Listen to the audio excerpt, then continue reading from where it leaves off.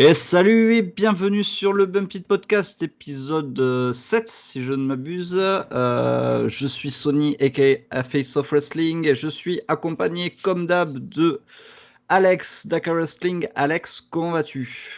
Ça va, tranquillement, content d'être là. Comme d'habitude, en ce moment, on n'arrête pas. On Ouais, est c'est sûr. productif incroyablement. Incroyablement. Et j'ai le plaisir d'accueillir ancien champion par équipe de la TPW, Clifford Milton, de l'équipe Les Chiens de la Casse. Clifford, comment vas-tu? Bah ça va, ça va. Ça fait longtemps qu'on m'a pas appelé avec ce nom-là, donc ça va. Ça fait bizarre. Bah, écoute, Perdu si tu, l'habitude. si tu vas bien, c'est le principal. Ouais. On va enchaîner de suite. On va commencer. Aujourd'hui, on va parler d'Elimination Chamber Mouture 2021.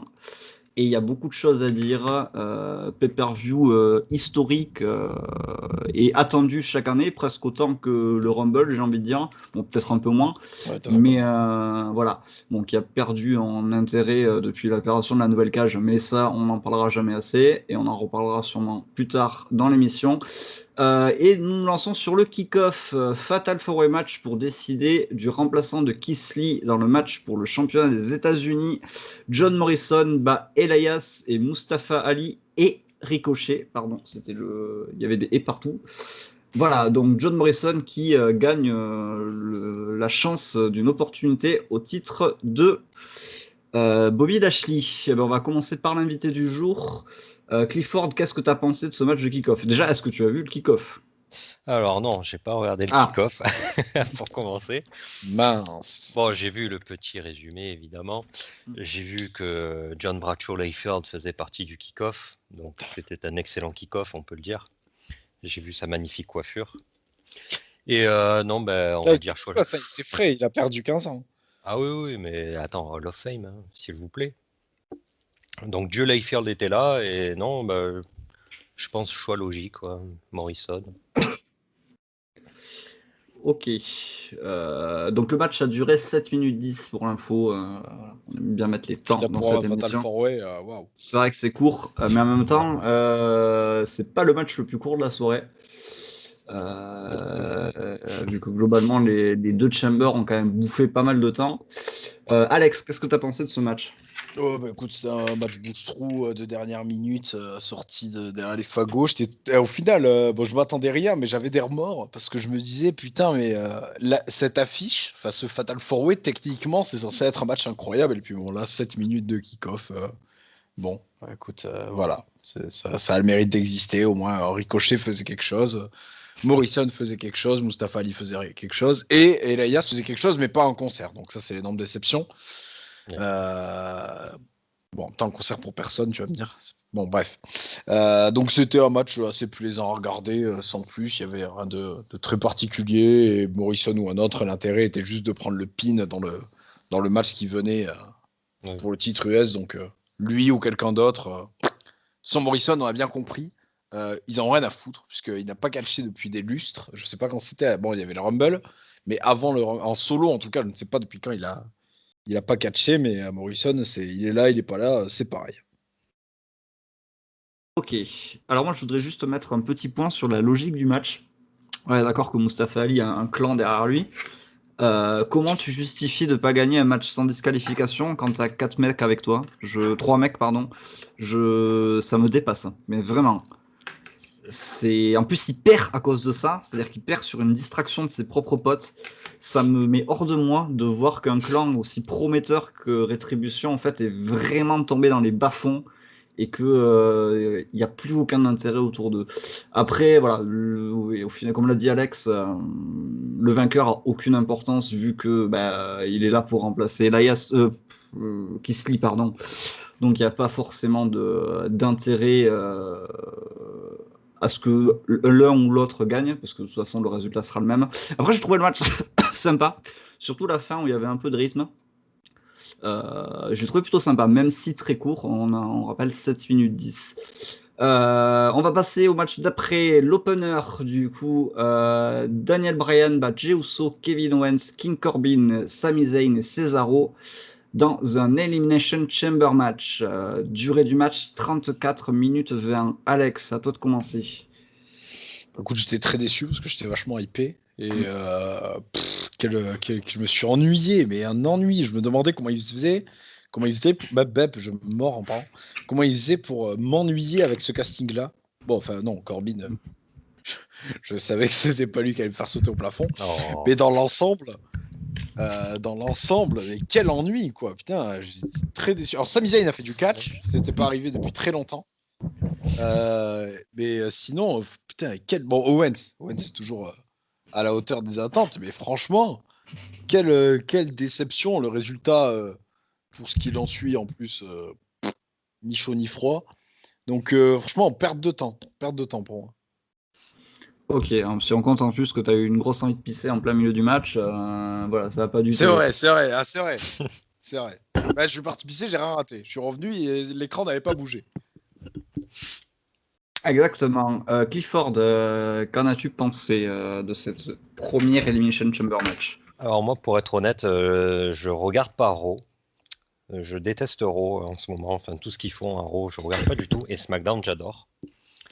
Ça faisait quelques temps que je regardais plus le catch en général. Et le retour de Reigns m'a rendu curieux. Et j'aime beaucoup ce que fait SmackDown depuis. Personnellement, j'ai beaucoup aimé ce match. Je trouve que on a revu un petit peu ce que j'aimais. Moi, j'ai grandi dans la Ruthless Aggression Era, donc quelqu'un comme Corbin, par exemple. Moi, je suis désolé, mais je suis un grand fan de Corbin. Et je trouve que quand on lui donne des choses intéressantes à faire, ben, il les fait bien. Et je trouve qu'au Chamber, on avait besoin d'un mec comme lui. Quand tu as 5 grands techniciens et voltigeurs comme ça, il te faut quelqu'un qui puisse faire retomber le truc. Et je trouve que Corbin remplit son rôle parfaitement chaque semaine. Même si, bon, les histoires qu'on lui donne, par exemple, l'histoire avec Mysterio, c'est pas trop ça, mais Ah, dans un match comme ça, ils feront jamais mieux que la bouffe pour chien avec Reigns. ouais, ça, à la limite, c'était drôle. On peut donner le bénéfice du doute. c'est c'est à force de dire qu'ils essaient pas des nouveaux trucs, ils se sont dit allez, c'est bon, celle-là on l'attente. Ouais. Non, je pense que Corbin a des choses à faire. Lui enlever la gimmick de roi, c'est bon, il a fait le tour, je pense. Ça c'est clair. J'ai jamais vu un mec garder autant une gimmick de roi. Même Moi, King enfin, Booker, je le répète assez souvent, mais je suis désolé, mais moi, je veux un Baron Corbin champion universel. Bon, là, il y a Reigns donc, en top heel, donc c'est un peu bouché, mais un Baron Corbin top heel champion pendant 6 mois comme Layfield à l'époque, tu vois. Pour moi, en fait, c'est un peu un nouveau Layfield, Corbin. il a quand même beaucoup moins de style que, surtout depuis qu'il a plus de cheveux, il a quand même beaucoup moins de style que lui, quoi. Ouais, mais justement, c'est un vrai heel, en fait. Et c'était le truc qui se passait à l'époque avec Layfield aussi. C'est que même les Smart le détestent. C'est quand même Oui, incroyable. oui. Un top heel qui est détesté par tout le monde, c'est très rare. Et je pense que C'est vrai, Corbin, j'ai pas, même pas d'autre exemple. Donc. bah, Layfield à l'époque, personne voulait Layfield champion à l'époque. Et Layfield, il a fait un règne mais fantastique. Tout le monde n'en pouvait plus quand il était champion, mais justement, c'est ça qu'il fallait. Après, oui, bah si, si, récemment on a eu Jinder Mahal. Oui, c'est vrai. Jinder Bah, Mahal. pareil, je pense que le règne de Jinder Mahal, c'est pas un bide, bien au contraire. Je pense que c'était un bon règne. Et regarde, quand Styles a pris le titre, ça a complètement explosé. Bah, c'est dommage qu'il ait pas pris à genre un top face. Bah, Ça aurait après, été incroyable qu'il c'est- le prenne à un mec, je sais pas, un Brian, tu vois. ouais. Il a pris à Orton le titre, il me semble. Si je me trompe pas. Mais bon, c'est vrai qu'Orton, il est un peu entre deux. C'était Orton. Mais Ouais, c'était Orton. Orton qui Voilà. était face à ce moment-là, si je me rappelle bien. Donc Ouais. voilà. On sait tous que Orton Face, ça a toujours été un petit peu fade. Donc, C'est pas fou. Vous avez fini du coup ou vous voulez rajouter quelque chose? bah, Bah victoire de ouais. Brian, moi je suis très content. J'adore ce mec, enfin, depuis toujours. Enfin, ça, j'ai découvert l'indépendant avec lui et ça a toujours été mon chouchou de toujours. Donc, très content. Ok. Après, un peu déçu du coup de ce résultat parce que dans la construction VE, c'est grave logique quoi. Dès qu'il y a un truc comme ça, un gros match à gagner pour en avoir un deuxième derrière, c'est vraiment du. S'il y a Brian dans l'histoire, tu te doutes bien que ça va être Ouais, pour sa gueule quoi. Donc un peu déçu dans ce sens-là. ouais.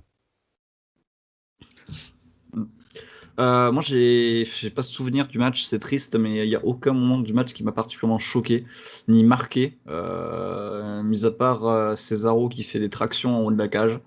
Voilà, génial. Si, le spot du bras avec Kevin Owens et son Ouais. moonsault un peu raté, un peu bizarre, qui était un peu.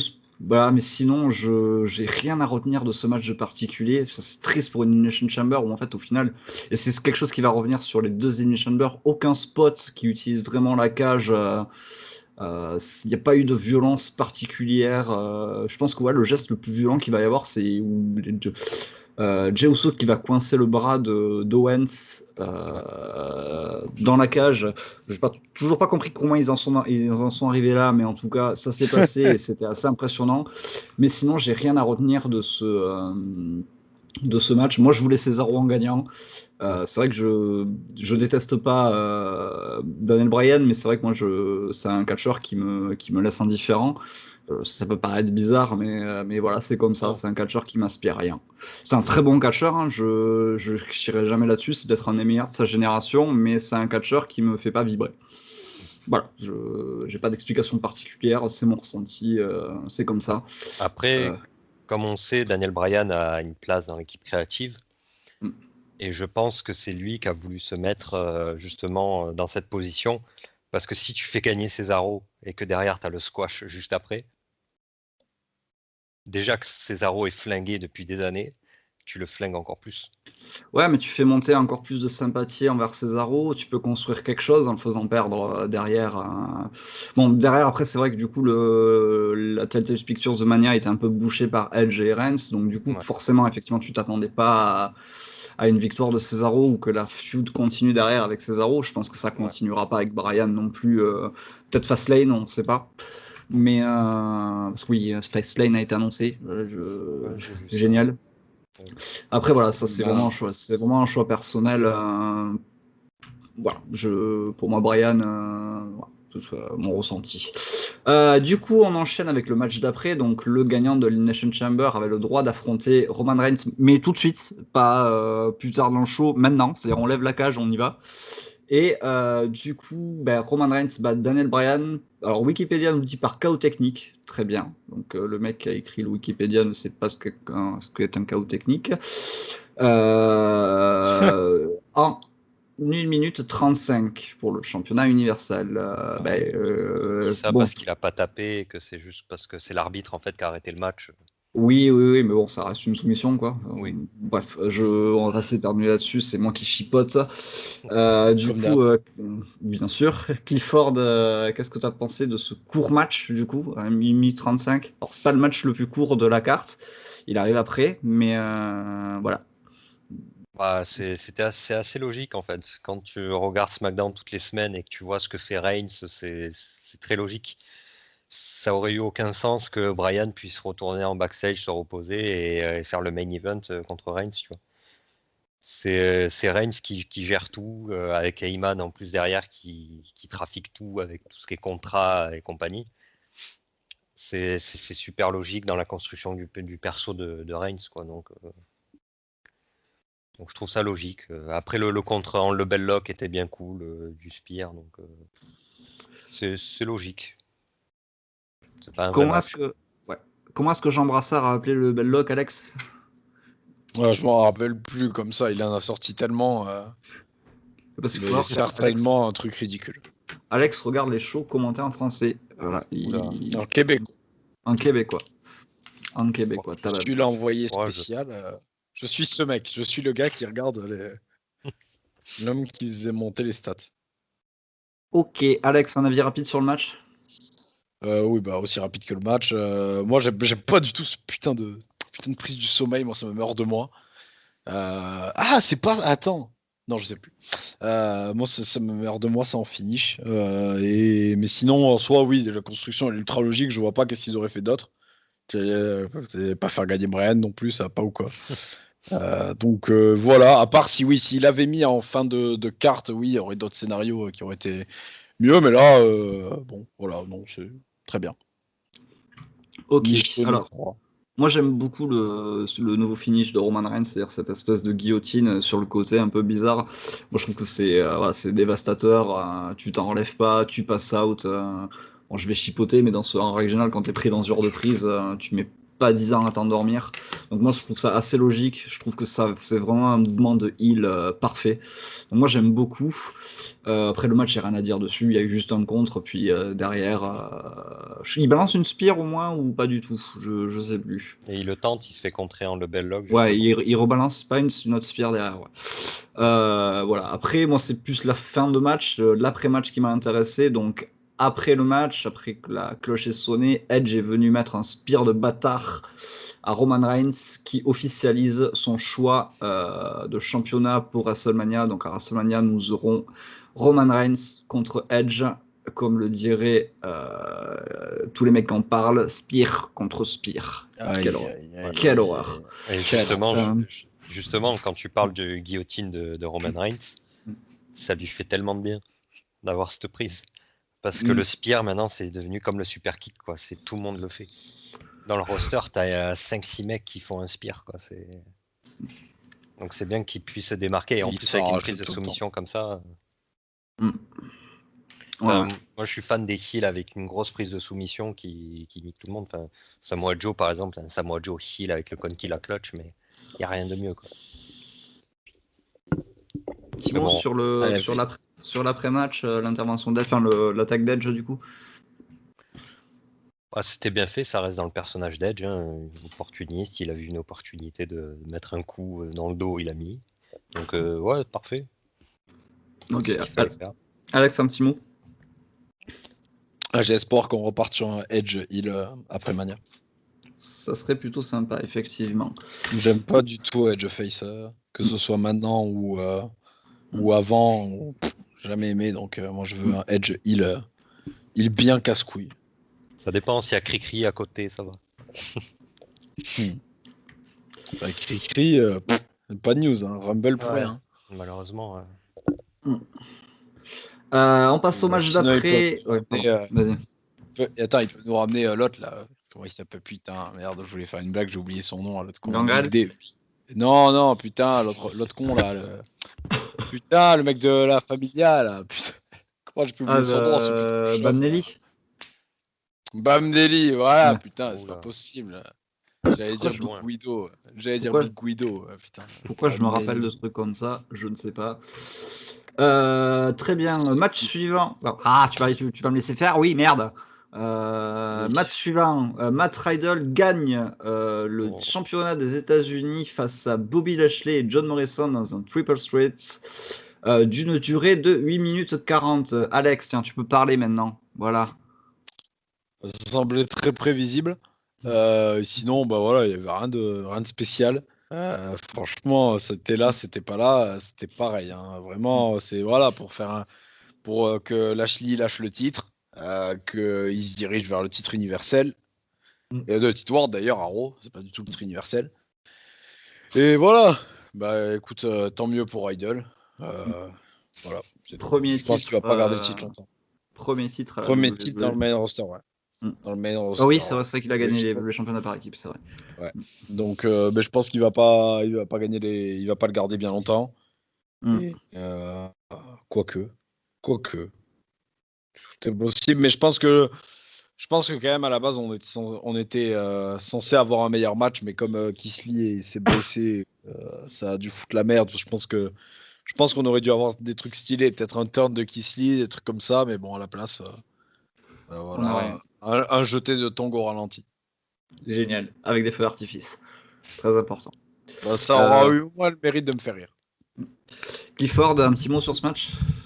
Alors, je pense que les officiels de Raw ont compris que je ne regardais pas Raw et du coup, ils font tout pour que je ne regarde pas. Parce que il y a pas beaucoup de catcheurs que j'aime pas. Mais Riddle, franchement, c'est pas possible. J'aime pas du tout Riddle. Pourquoi vraiment, sa tête de con, les claquettes, Ouais, il y a tout. Il y a déjà catcher pieds nus. Enfin, si t'es pas samoan, déjà c'est banni. Pour moi, c'est banni. C'est un mec qui vient du MMA. Oui. Donc on aimerait que. Enfin, moi, quand on me dit un mec qui vient du MMA, qui vient dans un ring, bon, Lesnar, on voit ce que ça donne. Mais pour moi, Riddle devrait catcher comme Kyle O'Reilly, quoi. Enfin, je sais pas. Enfin, tout ce que fait Riddle, en fait, je le trouve tellement surfait et tellement fake, entre guillemets. Par exemple, son Pele Kick, c'est le Pele Kick le plus dégueulasse que j'ai vu du roster, quoi. Celui de Ruby Riott, il vaut 100 fois celui de Riddle. C'est Pour une ce qu'elle bonne fait, comparaison. Ruby Riott, déjà, il faut la voir pour savoir. Faut Oui, qu'elle fasse quelque oui, chose pour savoir. Parce que là, oui, bon, oui, non, c'est Ruby sûr, c'est Riott, sûr. palmarès, perdre contre Natalia et Tamina. Oui, non, c'est sûr, mais enfin, c'est vraiment Riddle, j'y arrive pas et c'est tout ce qu'il représente en fait, le surfeur californien, fumeur de bœuf. Enfin, c'est vraiment le style de mec que je supporte pas et donc après c'est personnel, hein. Après, je sais que par exemple Vince l'a à la bonne et que pour lui, c'est un très bon lutteur. Donc, Bah, pour qu'il soit apprécié, il faudrait qu'il le mette en équipe avec Mojo Rawley dans une team de heal. Comme ça, comme ça, au moins, il serait très bien. Les deux, ils se feraient des tirs mon doigt. non, enfin, voilà. Enfin, moi, Riddle, vraiment, j'accroche pas du tout. Bon, après c'est bien pour lui, hein. C'est bien pour Lashley de lâcher le titre US enfin. Et tant qu'on voit MVP, je suis heureux. Donc, voilà. Il y avait Voilà, MVP, donc c'était bien. le plaisir simple, hein. MVP ultra badass, Une même béquille. avec des putains de béquilles, même si Ah, dans le segment après avec le bis, il n'a plus ses béquilles. Bon, il se rétablit très vite. Ok, Alex, mot sur le match? Bah, je te l'ai déjà dit. D'accord, ok. Je suis. Match suivant, attention, attention. Nia Jax et Shayna Les Baszler légionnaires sont là. sont là. Nia Jax et Shayna Baszler qui défendent les titres, qui conservent les titres par équipe féminin de la WWE contre Bianca Belair et Sasha Banks. Bah écoute, vu qu'il y a Sasha dans le match, je vais laisser Clifford commencer. Alors, pour être honnête, je regarde pas beaucoup de catch féminin. Parce que, enfin, déjà, je trouve qu'il y a un gros défaut dans le catch depuis pas mal d'années, c'est la durée des shows. Bon, là, franchement, Ah, ça, le Chamber, c'était 2h30, je crois. Donc, franchement, ils ont appris là-dessus. Raw, je regarde pas, par exemple, parce que ça fait 3 heures et pour moi, c'est trop long. SmackDown, ça dure 1h30, c'est très bien. Enfin, 2 heures, 1h30, 2 heures, c'est très bien. Donc, j'ai pris cette habitude depuis tout jeune de pas trop regarder les matchs féminins. Mais je regarde un peu ce que fait Sasha Banks ces derniers temps parce que je trouve elle fait de très bonnes choses. Et il y a Shayna Baszler. J'adore Shayna Baszler, mais ils font un peu n'importe quoi avec, malheureusement. Donc bon, qu'est-ce que tu veux faire avec un match par équipe comme ça, quoi. Enfin, c'était compliqué de faire quelque chose de très très bien. Et voilà, enfin, j'espère juste que chez Baszler, ils vont vite passer à autre chose, quoi. Elle lâche les titres assez vite et que puisse avoir une vraie Shayna Baszler. Ben, on verra ça mercredi. On le souhaite tous que ça change demain. Alex, un mot sur le match? ouais, j'ai rien à dire là-dessus, je m'en pète un rein. Donc, du coup, je vais parler quand même de catch féminin avec une note très négative, puisqu'Adadje est blessé pour 6 à 12 mois. Donc là, ils ont plombé ma soirée, c'est chiant. Oh merde. Là, l'émission va être beaucoup moins drôle. Là, c'est. Putain, ça me meurt de moi. Il la remplace par une meuf, là, je sais pas qui c'est. Ouais, c'est bon. Allez, hop, enchaîne. Ok. Match suivant. Je vais pas donner la durée du match. C'était 9 minutes 35. Donc, qui a duré plus longtemps que le triple Et threat. 9 de perdu. Et 9 de perdu.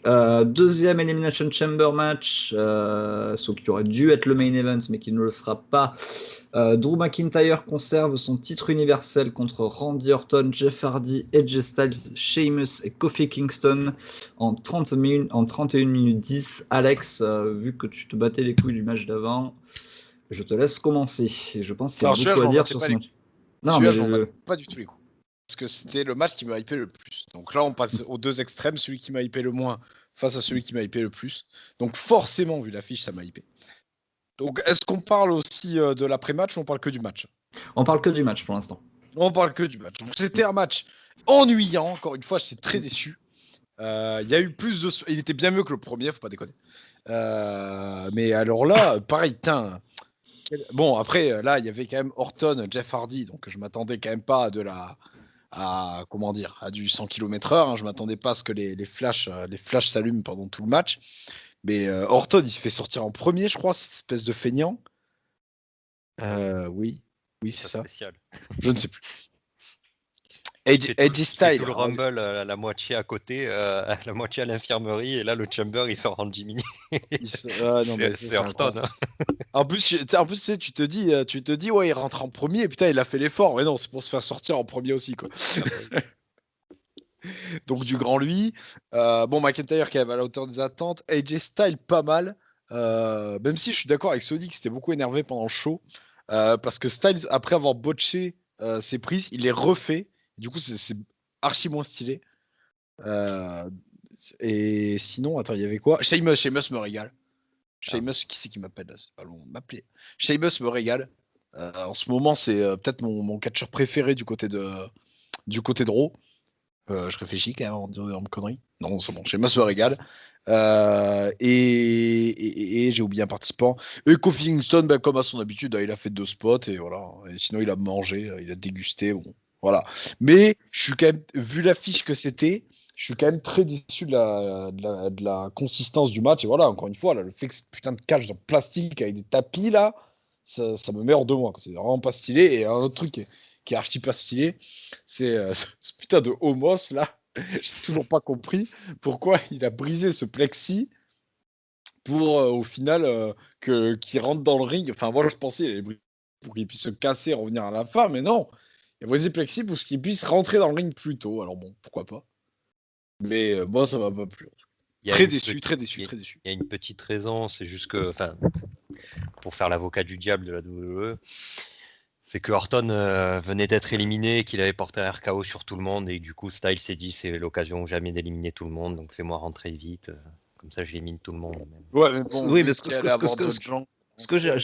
j'ai envie de te dire, c'est que t'es pas obligé que ce soit toi qui les élimine. C'est-à-dire, il y a eu des RKO de portée, ben, il y a peut-être quelqu'un qui va les éliminer à ta place sans te fatiguer. Moi, j'ai trouvé le geste complètement stupide. C'est-à-dire que l'autre, Oui. il fait preuve de force, il arrache le plexi, il le balance dans le Thunderdome, et l'autre, il fait le tour, il rentre dans la cage. Je sais pas, moi, je serais allé dormir jusqu'à que tout le monde soit crevé et je serais rentré après. Je comprends pas. Vraiment, je comprends pas ce move. Il est non, il y a la logique à loucher sur ce côté-là. Je sais pas. Bah, c'est à l'image de Raw, quoi. C'est dommage parce mal que. écrit. Et en plus, c'est dommage parce que Homos, jusqu'ici, contrairement, tu parlais tout à l'heure sur une rétribution, Homos, quand même, c'était vraiment un manager qui faisait le taf. On l'a vu au Rumble, il fait 2 ou 3 éliminations. Là, oui, il lui fait le taf, mais l'autre, il a pas compris le taf, quoi. Mais bon, oui, comme a dit Clifford, ouais, bah, c'est Raw, quoi. C'est vraiment à la hauteur de la construction du match, quoi. Enfin, je veux dire, ils ont fait un gauntlet pour déterminer qui va rentrer en dernier. Mais qui détermine qui rentre en dernier du gauntlet, déjà, enfin. Oui. Ah, mais c'est Raw, je pense que pas souvent la différence. Enfin, pour moi, il y a un monde entre Raw et SmackDown, clairement. On est à peu près tous d'accord là-dessus, je pense, hein, et pas que nous. Ah bah oui, de toute façon, il suffit de regarder un seul show d'Euro. De toute façon, les stats le disent. Je crois qu'on en parle à chaque émission, mais je le redis. On essaie, au bout d'un moment, ça fera un an. Ça le fait pas encore. Au bout d'un moment, ça fera un an qu'on essaie tous les lundis de regarder Raw en direct. Impossible de tenir 3 heures. Impossible de tenir 3 heures devant ce show. On va encore s'obstiner ce soir, mais impossible de tenir 3 heures, devant cette merde. C'est-à-dire que des fois, je regarde et je me dis, putain, la pub, elle était mieux que le show, quoi. Il y a Post Malone qui mange des Doritos et Snoop Dogg qui boit une bière. C'est plus stylé que leur putain de Raw, là, avec l'autre qui crie mon trou de balle, là. C'est honteux, quoi. Raw, vraiment. Raw, c'est-à-dire que avant, on se disait, tiens, si ça durait moins de 3 heures, ça serait peut-être stylé. Mais là, non, là, il n'y a rien à faire. Même si tu me condenses ça, il n'y a rien qui va là-dedans. Tout est nul. Et d'ailleurs, tiens, j'en place une, j'ai toujours pas dit dans cette vidéo. Où est les putains de divisions où sont, pardon d'ailleurs en français, où sont les putains de divisions par équipe, que ce soit Raw ou SmackDown, elles sont où? Il n'y a pas du tout eu la présence ni des Street Profits, ni de Roode et Ziggler dans ce show. C'est. Et Asuka aussi. Alors Asuka, l'autre elle est enceinte, donc titre féminin d'Euro pour, je le rappelle, la dernière fois qu'elle a mis en jeu, c'était à Night of Champion contre Zelina Vega. Alors c'est pour dire quand même le niveau du règne d'Asuka. Ouais. Ouais, ça y est, je me suis énervé là. Ils me mettent hors de haut. Comme je regarde pas Raw, j'allais vous demander c'est qui les champions par équipe de Raw, en fait. D'ailleurs, j'ai dit de la merde d'ailleurs. J'ai dit de la merde. J'ai dit Street Profit, c'est même pas eux, j'avais oublié tellement. C'est le Hurt Business. Donc Ah, ils c'est-à-dire sont que toujours champions. Okay. ils sont même pas venus pour accompagner Lashley ou quoi. Ils étaient pas là. Ils étaient pas là. Putain, n'importe quoi. T'as Shelton Benjamin et Cédric Alexander en équipe, et à aucun moment tu te dis si je les mettais. Eh ben non. Putain, je les baise. Oh, bah, si on peut parler du Chamber, pareil, moi, Sheamus, j'ai toujours été fan de Sheamus. Savoir que quand il était à la FCW, donc en 2008-2009, période où j'ai mon début lycée, où je vivais que de catch et je faisais que ça, je regardais tous les shows de la FCW. Quelle vie. Et du coup, les matchs Sheamus O'Shaughnessy contre Drew McIntyre, mais j'en ai vu des dizaines et je me régalais. Et 15 ans plus tard, on les voit en main event tous les deux, c'est plutôt sympa, quoi. Et je suis content de retrouver le vrai Sheamus aussi. Même si The Bar c'était bien, je suis d'accord, mais pour moi, Sheamus, c'est voilà, c'est ce Sheamus là que je veux voir. C'est le brawler à l'ancienne, quoi. On en a plus beaucoup en fait des brawlers à la WWE. C'est tous des voltigeurs, c'est tous des techniciens maintenant. Ça fait du bien d'avoir un peu des vrais brutes, quoi. À une époque, on en avait peut-être un peu trop avec les Batista et compagnie, mais là, ça fait plaisir de revoir un Sheamus comme ça. McIntyre qui fait le taf. Jeff, Jeff, ça a été mon. Quand j'étais gamin en primaire, tout le monde voulait devenir Spider-Man, moi je voulais devenir Jeff, tu vois. Ça a été un peu mon super-héros de toute ma vie et ça me met un coup de vieux, moi, de voir dans quel état Jeff est aujourd'hui, en fait. Ah, c'est grave, hein. C'est un cadavre. C'est un cadavre sur pattes. Hein. Il met 3 minutes 30 à faire un Whisper in the Wind, c'est triste, mais. Ah, et puis tout ce qu'il fait, t'as peur pour sa vie et celle de son adversaire. Quoi. Oui, oui. Bon, après, je cracherai jamais dessus. Quand il est là, je suis content. Styles, moi, je suis un peu trop fan de Styles aussi, donc je pourrais pas en dire du mal. Et même quand il botch, c'est pas un botch. Ça, faut le savoir. Mais attends, mais c'est vrai. C'est vrai que quand il botche, lui, il se rattrape. Voilà. Il fait son. Tu sais, il part sur un 450, je crois, et il finit en moonsault, un truc comme ça. Enfin. Ouais, il finit en senton. Ouais, voilà. Ouais. Enfin, il fait pas. Il tombe pas, quoi. Il fait pas une Sin Cara. Non, franchement, je pense que c'est le mec le plus complet qu'il y a à la WWE depuis très longtemps et même dans le catch mondial, je pense que c'est le mec le plus complet et pareil, on le compare souvent à Shawn Michaels, mais la comparaison est bonne, je trouve. Ouais, je suis d'accord. Parce que Michaels a élevé son niveau en fin de carrière quand il avait la quarantaine et c'est ce que fait Styles là. Il a la quarantaine et on l'a jamais vu aussi bon en fait. Michaels ou Jericho aussi. Jericho, hein, même si la cinquantaine, ça lui fait mal Jericho. Oui, oui. Mais c'est vrai que la ouais. quarantaine, il était très très bon. Il a commencé plus tôt, c'est différent. Non, ouais, donc bon, c'était un bon match. Je l'ai trouvé un peu long. Je pensais qu'il était beaucoup plus long que celui de SmackDown, mais apparemment non. Peut-être parce que j'aime trop SmackDown et du coup j'étais dedans. Mais non, ouais, c'était vraiment un bon petit match. Et bon, c'est vrai que bon, les Chambers, c'est plus ce que c'était, quoi. Depuis qu'ils ont changé la cage, on est tous d'accord que Non, mais déjà, juste dans les noms qu'il y a eu dedans, quoi. Putain, mec. À l'époque, t'avais des grands Rob Van Dam, Chris Benoit, Triple H, Shawn Michaels. Maintenant, on n'a pas peur. Hein. Maintenant, s'il faut mettre Elias, Otis, Tamina dedans, il n'y a pas de souci. Hein. Ouais, Otis et Tamina ont déjà fait des jumpers. Eh oui, bah oui, oui, oui, oui. Et Otis, il en a... Ah non, non, il en a fait qu'un. Mais Elias en a fait aussi. Hein. Et là, ça... Billy Kay a fait un chamber. El Torito. Ouais, non, c'est sûr. Mais en plus, tu le sens que depuis qu'ils ont changé, je crois que c'est en 2017, non, qu'ils ont changé. Depuis qu'ils ont mis les tapis extérieurs, là, mais tout le monde se jette, mais comme pas possible, alors qu'à l'époque, tu regardes dès qu'il y a un spot à l'extérieur, mais personne ne veut le faire.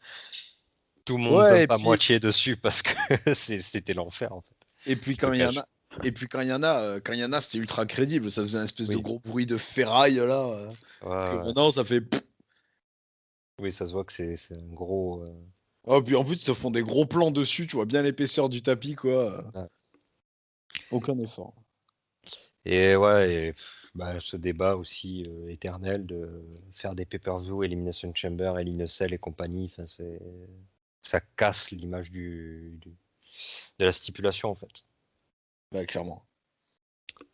Là, ce Si tu, premier était à SummerSlam, donc rien à voir. Hein. si tu mets si par exemple là tu enlèves le Chamber, tu en mets plus pendant 3 ans, le jour où tu annonces un Chamber match, mais là c'est la folie furieuse. Ouais, c'est clair. Bah, c'était comme les. Même si c'était quand même tous les ans, mais le Money in the Bank à Mania, quoi, ça te faisait au moins un match sûr de bon. Ouais.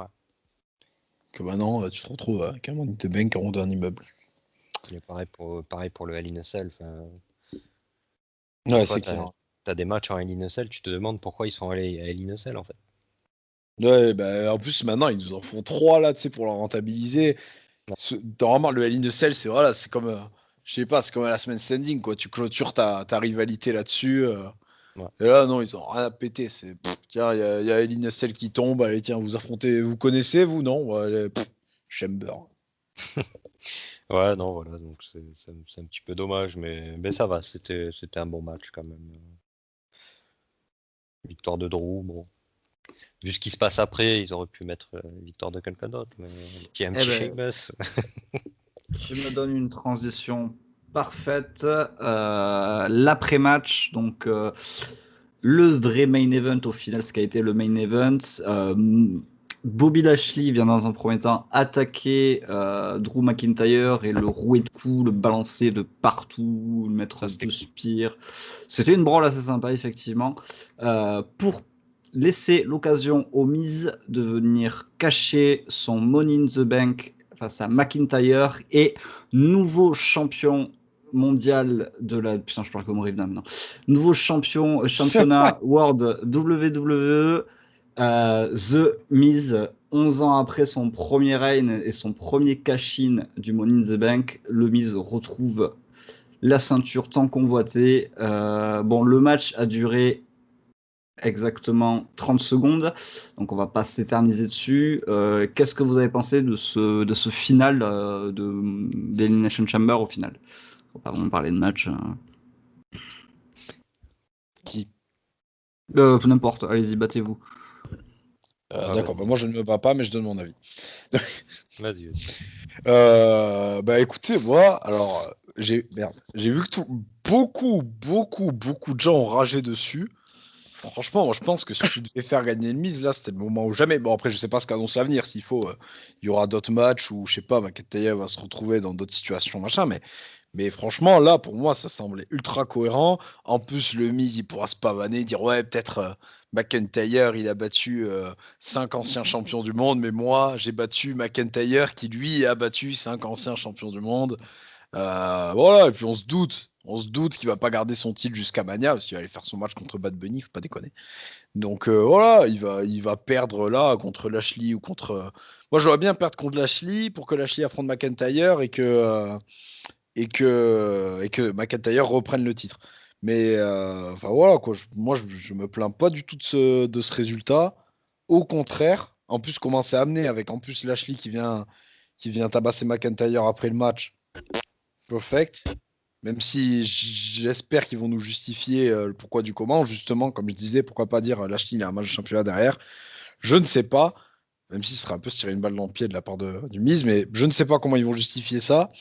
Mais voilà, moi, je trouve que pour une fois, c'est un assez bon truc qu'ils font du côté d'Euro. Et ils sont bien relevés la tête par rapport à ce putain de Money in the Bank qui, à la base, je rappelle, ils avaient donné à Otis. Donc voilà, et pour une fois, un cash-in réussi. Le Money in the Bank ne valait plus rien. Tout le monde perdait son putain de cash-in. Donc là, voilà, c'était pas si mal. Ouais, on va dire que c'est assez logique. Après, comme j'ai dit tout à l'heure, vraiment, en Raw, ils veulent pas que je les regarde, en fait. Quand il y a Riddle champion US et Miz champion WWE, vraiment, ils ont pas envie que je m'y mette en Raw. Ah bah tu parlais de Baron Corbin tout à l'heure. Bah ouais, il te file le Miz en champion. Ouais, non, c'est sûr. Après, j'ai beaucoup de respect pour The Miz, hein. C'est un mec que j'aime bien, mais enfin, après, je suis un peu de la vieille école. Moi, pour moi, champion du monde, tu vois, Miz, il a pas la carrure pour moi pour être champion du monde. Champion intercontinental, j'adorais les règnes intercontinentales de Miz, je les adore, hein. Ils étaient vraiment cool. Mais WWE, je sais pas, j'ai un petit peu du mal. Après il fait le taf, hein, c'est sûr. Et bon, ça me rappelle une période un peu sombre parce que j'avais pas très bien vécu son règne à l'époque.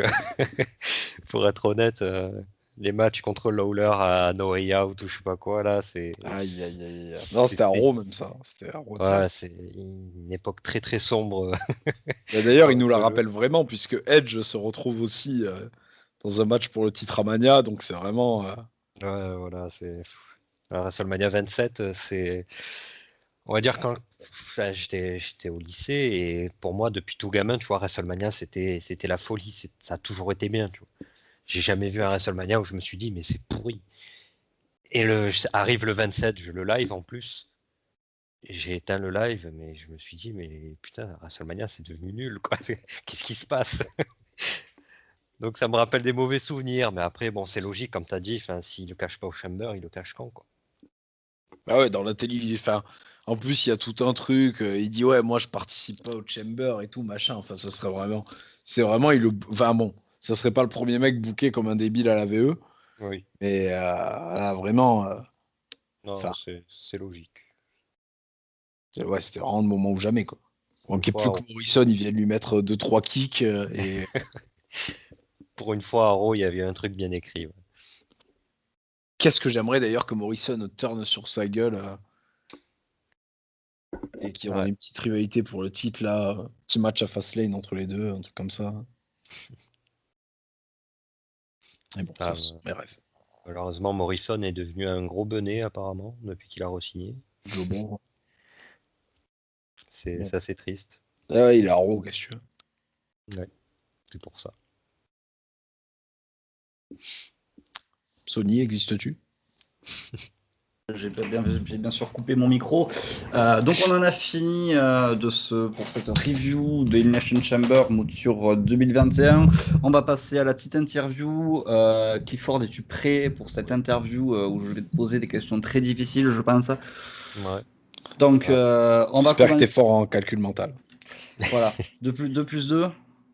Euh, euh, attends, 4, je crois. Ok, parfait, on peut commencer.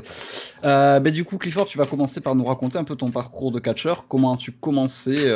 Quelle est l'école qui t'a formé quelle école tu as décidé de pousser les portes pour venir t'entraîner et passer le pas pour passer du rang de fan de catch à catcheur? Raconte-nous tout ça en détail. Alors, si vous avez du temps là, je vais vous raconter toute l'histoire si vous voulez. Allez, Non, du premier à hier.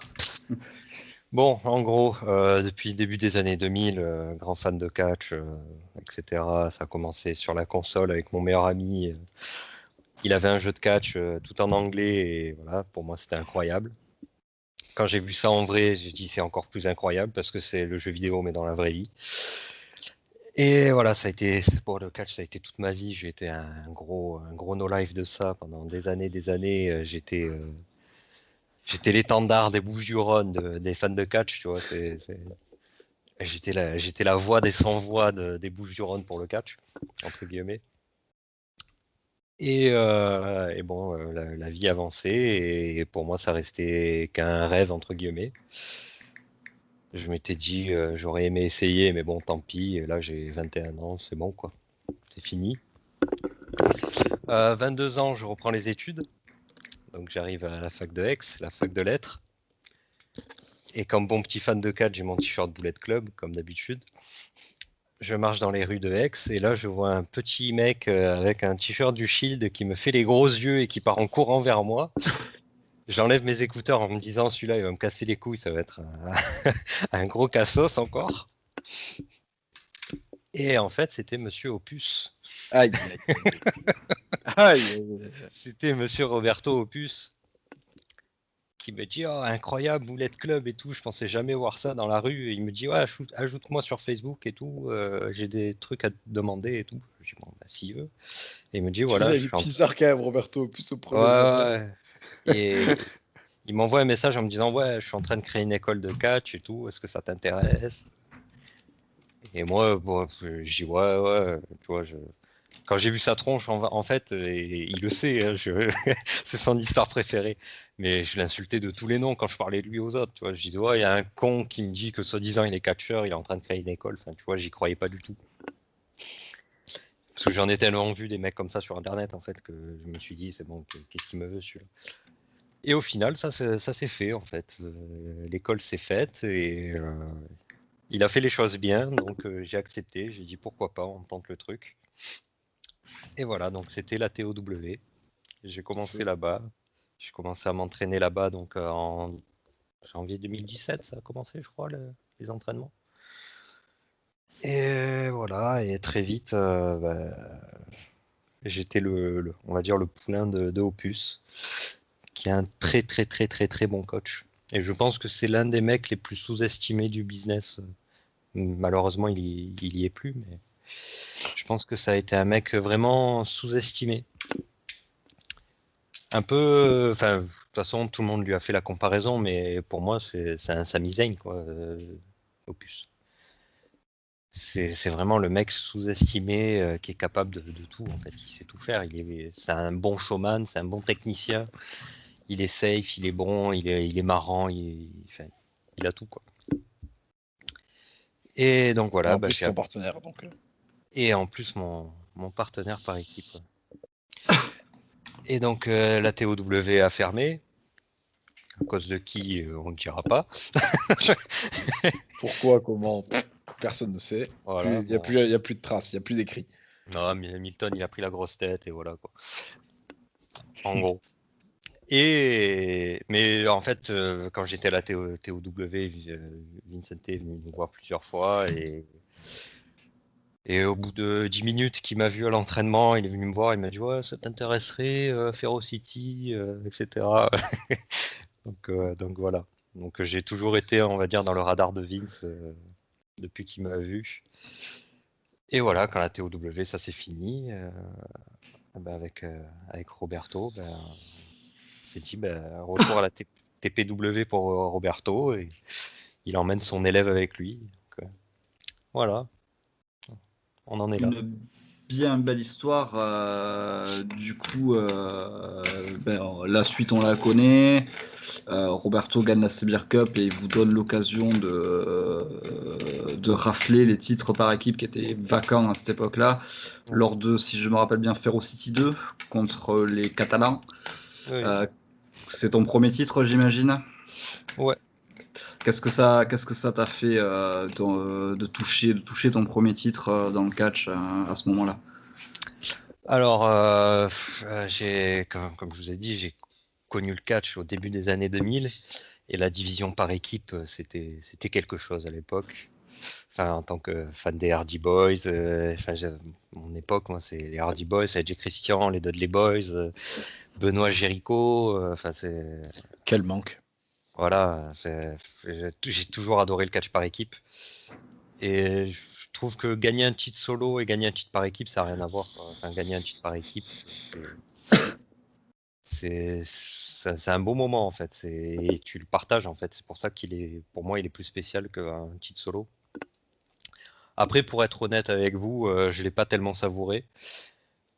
Parce que j'ai pris un mauvais coup durant ce match.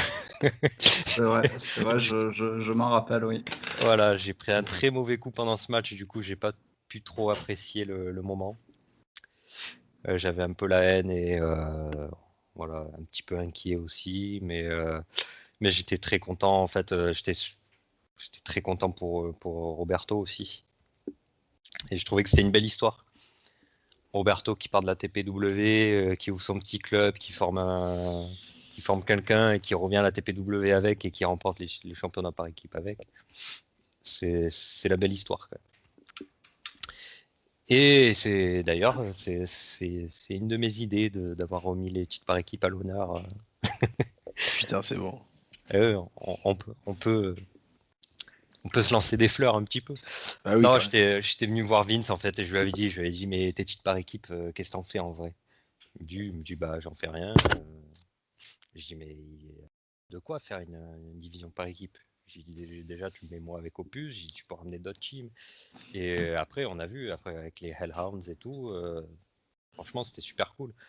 J'étais super content de voir que, enfin, on a pu réanimer la division par équipe en fait, même si on n'y est plus. Mais au moins la division par équipe a été réanimée, quoi. Effectivement. Du coup, tu nous as expliqué comment tu es devenu catcheur, comment tu es devenu champion. Tu nous as parlé de cette blessure. C'est à cause de cette blessure aujourd'hui qu'on te voit plus trop? Ou c'est autre chose? Surtout pas s'il n'y a pas de catch. Oui, mais Non, bon, au fait, ouais. non, en fait, bon, ce coup, c'est rien, en fait, c'est un mauvais coup, c'était un coup dans le foie, tu vois, donc, enfin, sur le coup, en fait, Mm. sur le coup, ça fait beaucoup de dégâts, mais sur le long terme, je pense pas qu'il y en ait, tu vois, ça n'a pas touché à Nos ou quoi. C'était vraiment un coup dans le foie, tu vois, donc, Mm. tu t'étouffes, tu peux plus respirer, c'est... Pour ceux qui font du MMA, ils connaissent, quoi. Oui, ou n'importe quel sport de combat, t'es Ouais, jamais à voilà. l'abri de prendre un genou en faisant un renversement, tu tombes sur le genou de l'adversaire ou tu fous ton Voilà.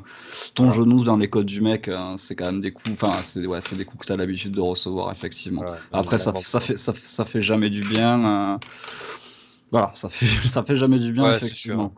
Bon après, Voilà. bah, je vais être honnête, mon corps est un peu cassé dans tous les sens, mais ça depuis toujours.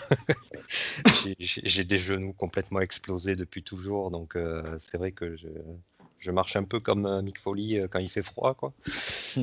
Mais non, en fait, je me suis un petit peu écarté du truc par rapport à mes études. Mhm.